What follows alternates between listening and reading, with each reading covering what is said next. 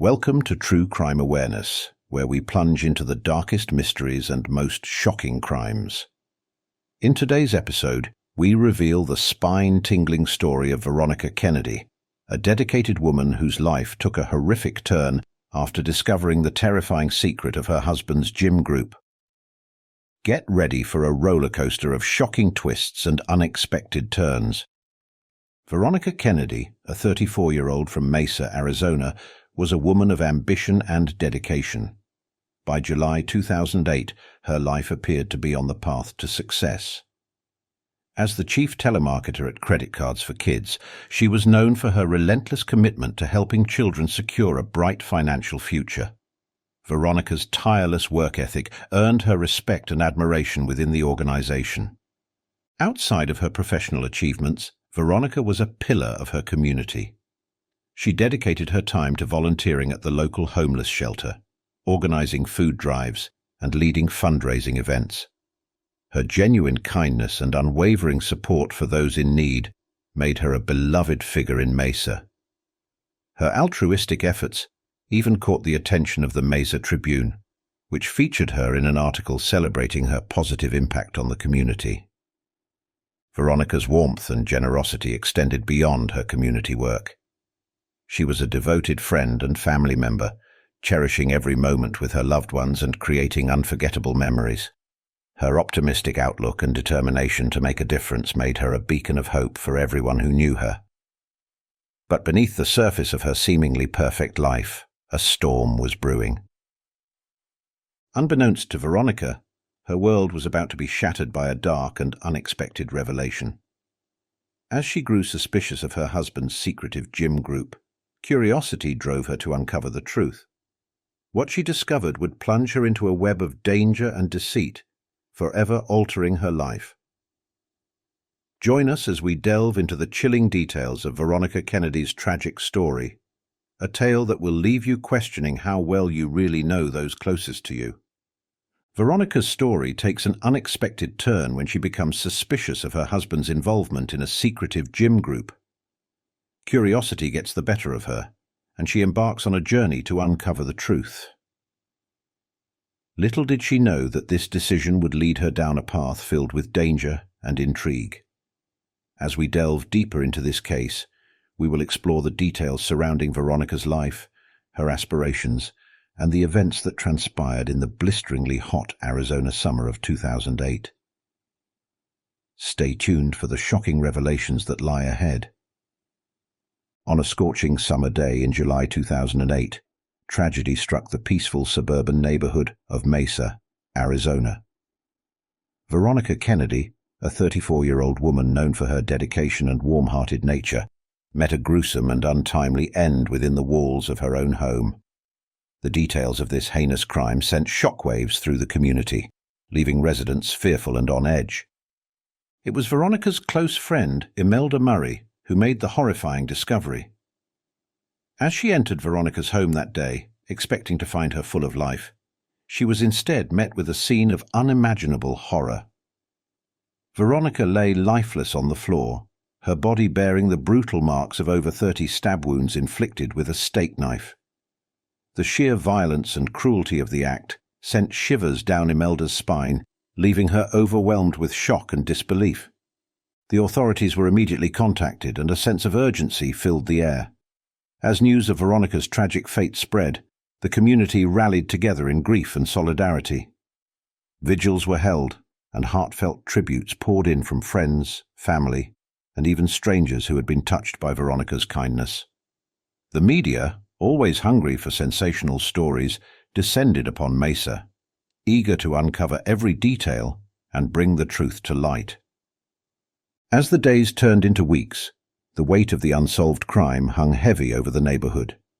Fear and suspicion lingered in the air, casting a shadow over once trusting relationships. The community yearned for closure, for justice to be served, and for the memory of Veronica Kennedy to be honored. The authorities wasted no time in responding to the distressing call made by Imelda Murray that came in on that fateful July day in 2008.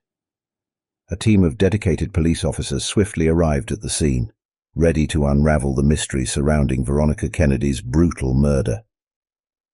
Led by Detective Elmer Powell, a seasoned investigator with a reputation for his tenacity and attention to detail, the police meticulously combed through every inch of the crime scene. The once tranquil home in the suburban neighborhood of Mesa, Arizona, now bore the chilling marks of a heinous crime. As Detective Powell surveyed the scene, his eyes were immediately drawn to the bloodstains that marred the once pristine surroundings. The crimson trails seemed to tell a haunting story of the violence that had unfolded within her house. The once pristine surroundings were now stained with Veronica's blood, a grim reminder of the brutal act that had taken place. The murder weapon, a steak knife from the kitchen, lay discarded nearby, serving as a chilling testament to the violence inflicted upon her. Detective Thompson and his team employed a variety of tools and methods to gather evidence. They carefully collected fingerprints from various surfaces, dusted for DNA, and meticulously photographed the scene from every angle.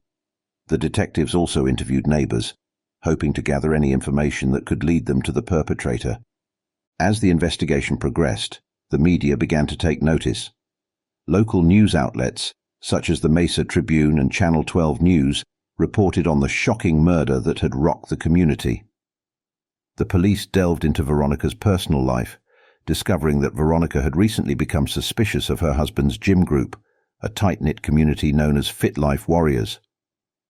The group, led by charismatic lifestyle guru Bert Hensley, had gained a reputation for their intense workouts and exclusive membership. As the summer of 2008 unfolded, the residents of Mesa anxiously awaited justice for Veronica Kennedy. The pressure mounted on the police from people from all walks of life to solve the crime and bring closure to Veronica's grieving loved ones. Derek Kennedy, a 38-year-old man with a charming personality, found himself at the center of a chilling crime that left a quiet suburban neighborhood in Mesa, Arizona, in shock.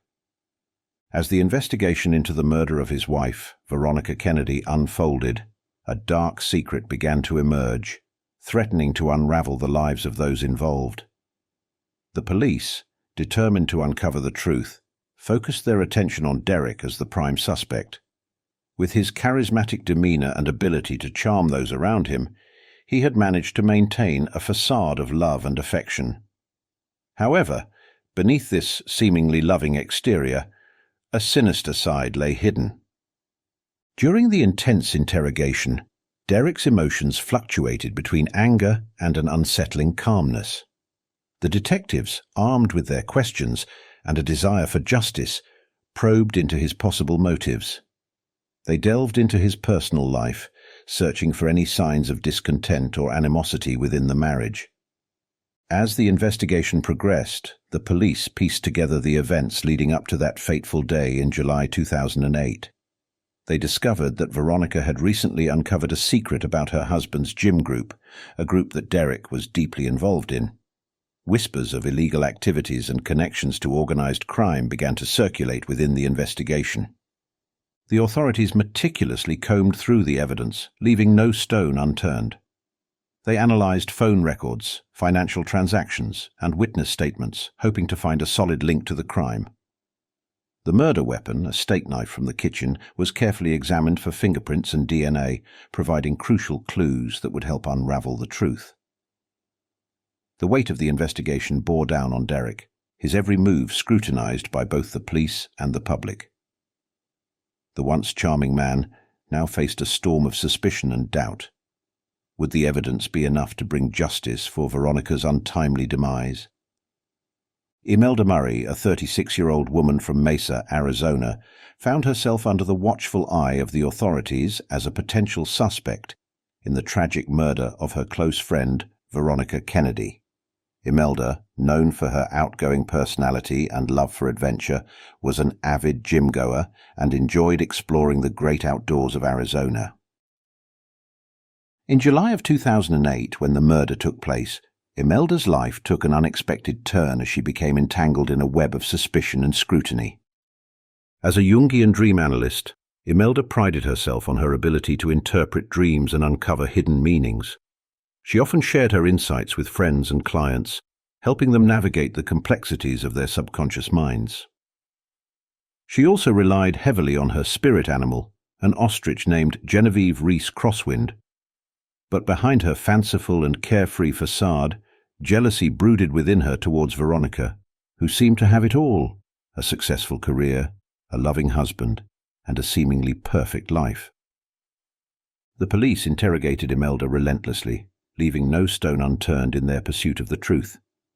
They probed into her possible motives, scrutinizing her every word and reaction. The intensity of the investigation took a toll on Imelda, evoking a range of emotions from anger to a desperate calmness.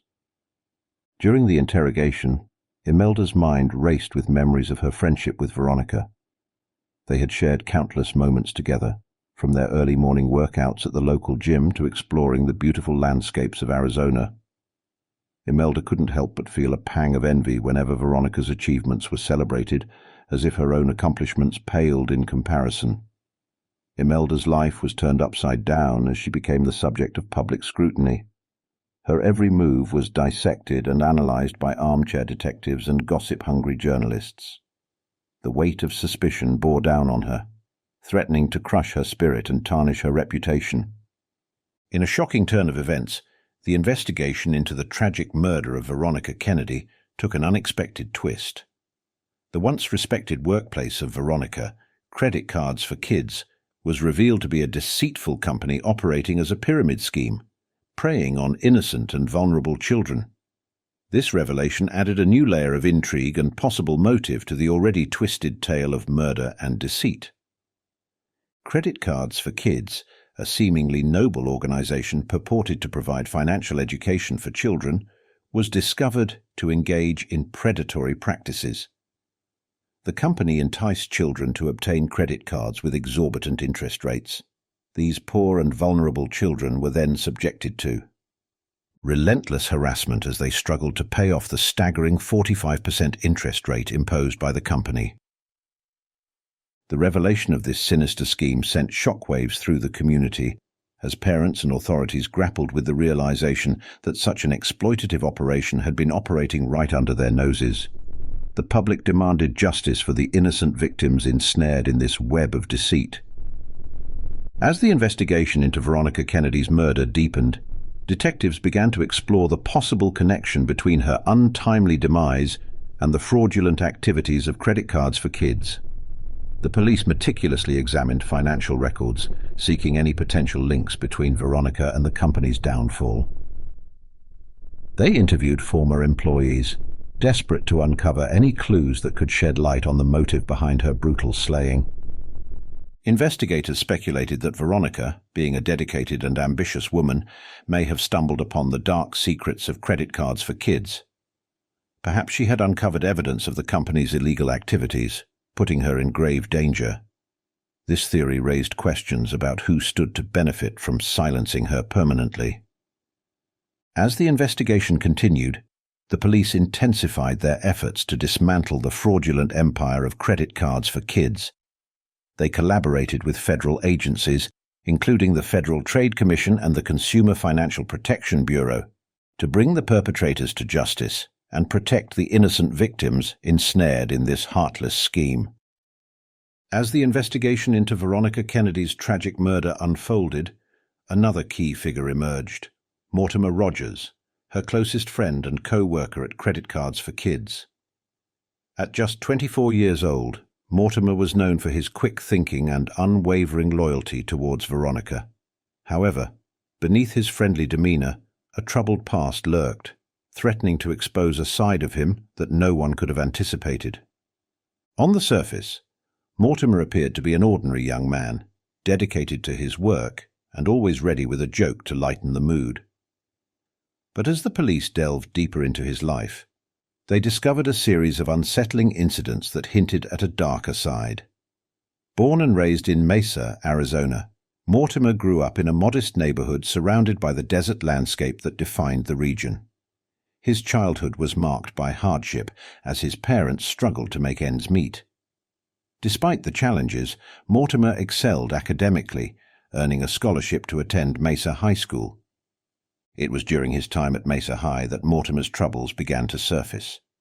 He fell in with a group of rebellious classmates known locally as the Desert Punks. This tight-knit crew, notorious for their wild parties and reckless behavior, quickly became Mortimer's new social circle. Their influence led him down a path of minor criminal activity, including vandalism and petty theft. As the questioning intensified, it was revealed that Mortimer had been moonlighting as a prostitute, offering his services to male clients in the Mesa area. This revelation sent shockwaves through the investigation, painting a picture of a man leading a double life. One of Mortimer's frequent customers turned out to be none other than Derek Kennedy, Veronica's husband. The police were astounded by this connection, as it added another layer of complexity to the already twisted tale of murder and deceit. It raised questions about the dynamics between Mortimer, Veronica, and Derek, and whether this illicit relationship played a role in Veronica's untimely demise. The truth finally emerged, revealing Derek Kennedy as the cold-blooded murderer. Derek, age 38, had been leading a double life, hiding his involvement with a secret gym group called Fit Life Warriors. This group, unbeknownst to the community, was exclusively for men and served as a male-only brothel and gay swingers club that would procure handsome male lovers for their members. This revelation shed new light on Derek's motive for the murder and exposed the dark underbelly of the seemingly idyllic suburban community in Mesa, Arizona. The police, through diligent investigation, pieced together the evidence that linked Derek to Fit Life Warriors. They uncovered explicit messages exchanged between Derek and other members of the group, revealing a web of deceit and betrayal. It became apparent that Derek's involvement with Fit Life Warriors had become a source of conflict within his marriage to Veronica. The discovery of Derek's secret life and his connection to Fit Life Warriors sent shockwaves through the community. Residents were left questioning the true nature of the seemingly perfect lives that surrounded them. As the police delved deeper into the connection between Derek and Fit Life Warriors, they uncovered a network of notable individuals who were part of this secret club. Interviews with club members revealed a tight-knit sex community that operated under a code of secrecy. The police worked tirelessly to gather information from these individuals, hoping to unravel the full extent of Derek's involvement and the motive behind Veronica's murder. The arrest of Derek Kennedy sent shockwaves through the community, as the reality of a heinous crime committed in their midst became all too real. The community, still reeling from the revelations surrounding Fit Life Warriors, came together to support Veronica's family and honor her memory. The impact of this tragic event would forever leave its mark on Mesa, Arizona, serving as a reminder that darkness can lurk behind even the most seemingly idyllic facades. The trial that followed Veronica Kennedy's tragic murder in July 2008 brought the community together as they sought justice for the beloved woman whose life was brutally cut short. The courtroom was filled with tension and raw emotions as the prosecution and defense presented their cases, each vying to sway the jury's decision. During the trial, the prosecution presented a compelling case against Derek. They detailed his affair with a member of Fit Life Warriors and highlighted the growing tensions between him and Veronica. Witnesses testified about the couple's arguments and Derek's secretive behavior. The defense, on the other hand, tried to paint a different picture, suggesting alternative scenarios and casting doubt on the evidence presented. As the trial progressed, the emotional weight of Veronica's loss was palpable. Friends, family, and community members filled the courtroom, their presence a testament to the impact she had on their lives. The prosecution's arguments grew stronger with each piece of evidence, ultimately leading to a conviction.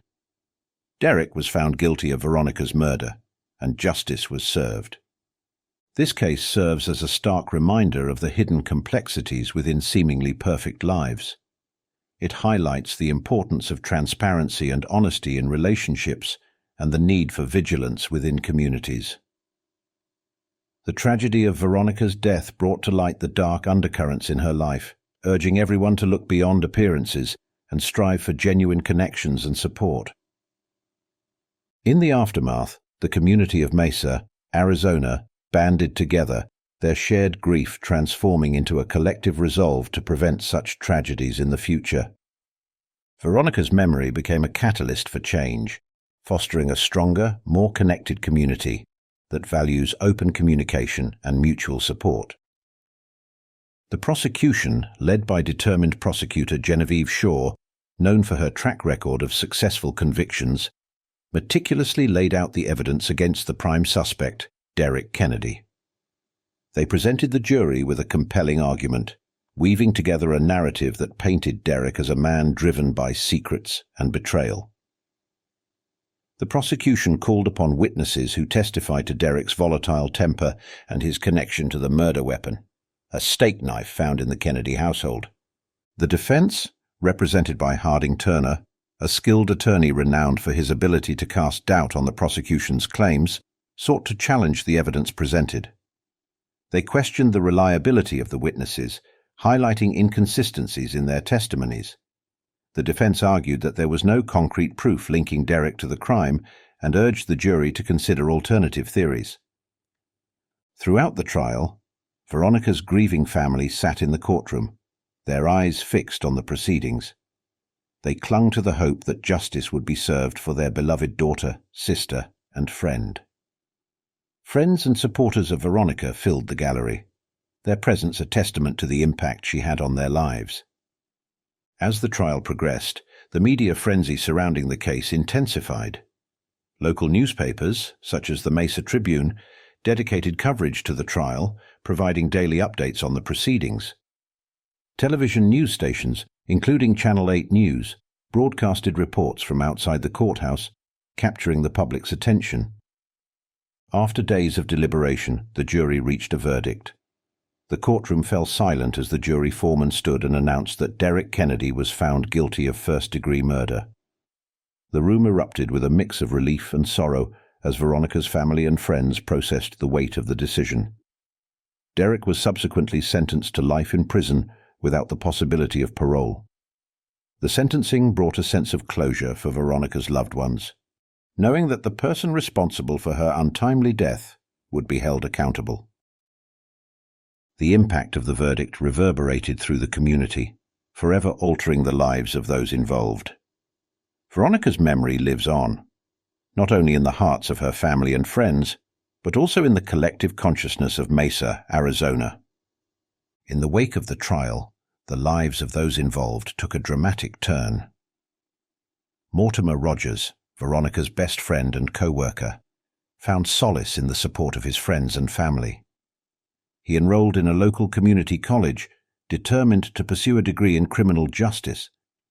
Inspired by the tireless efforts of the detectives who worked on Veronica's case, Mortimer aspired to become a detective himself one day. Imelda Murray, Veronica's close friend, sought refuge in the healing power of nature. She embarked on a solo hiking trip through the picturesque landscapes of Sedona, Arizona.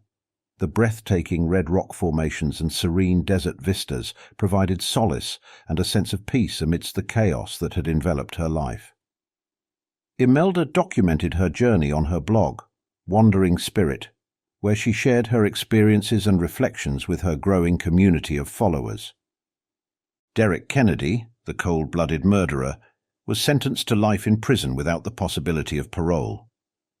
The trial had exposed the dark underbelly of the seemingly idyllic suburban community, leaving a lasting impact on its residents. The media frenzy surrounding the case had subsided, but the scars remained. As time passed, the wounds began to heal. But the memory of Veronica and the events surrounding her tragic death remained etched in the collective consciousness of the community. The impact of the case had forever altered the lives of those involved, serving as a somber reminder of the fragility of life and the importance of justice. As we conclude this episode of True Crime Awareness, we are reminded of the chilling events that unfolded in Mesa, Arizona in July 2008. Veronica Kennedy's life was tragically cut short, exposing a web of secrets, deceit, and betrayal. This story serves as a haunting reminder that darkness can lurk within the seemingly ordinary, and that the pursuit of truth can unveil the most unsettling realities.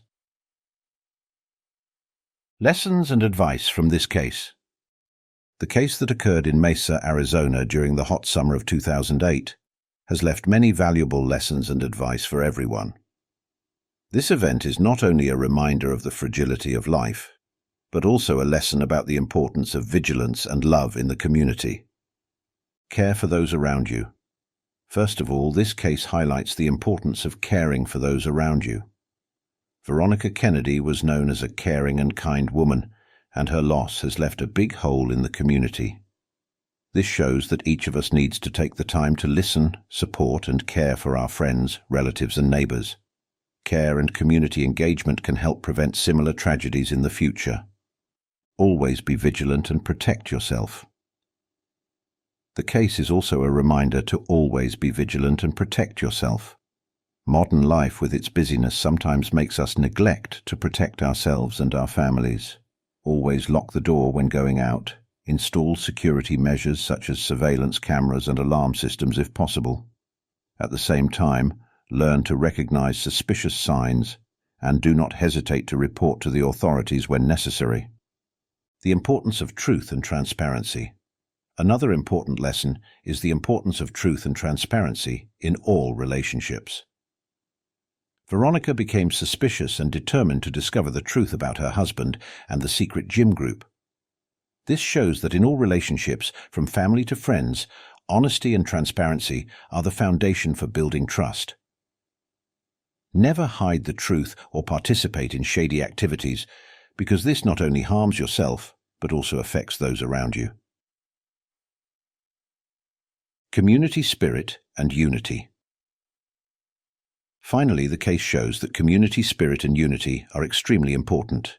When tragedy struck, the community came together to hold vigils and memorials for Veronica, showing solidarity and love. This not only helped ease the pain of loss, but also strengthened the bonds between community members.